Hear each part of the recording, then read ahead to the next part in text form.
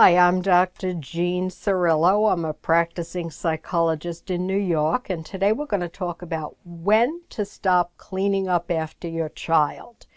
Now, the agreement is that by age 12, kids should be able to totally take care of their room and themselves, but it's not going to happen automatically on their birthday. What you have to do is shape up the behavior.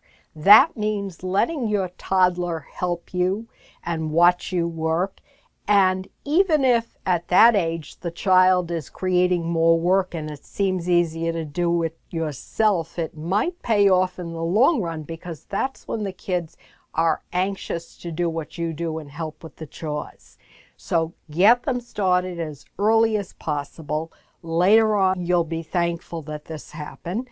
The next thing to do is provide what we call hurdle help. Don't assume they know all the steps to cleaning up their room.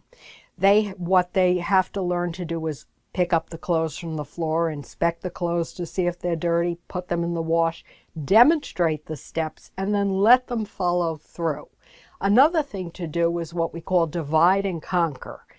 Look at things one step at a time. It might be overwhelming if the room is filthy dirty or very messy. So you say, all right, let's do trash one day, papers another day, clothes another day.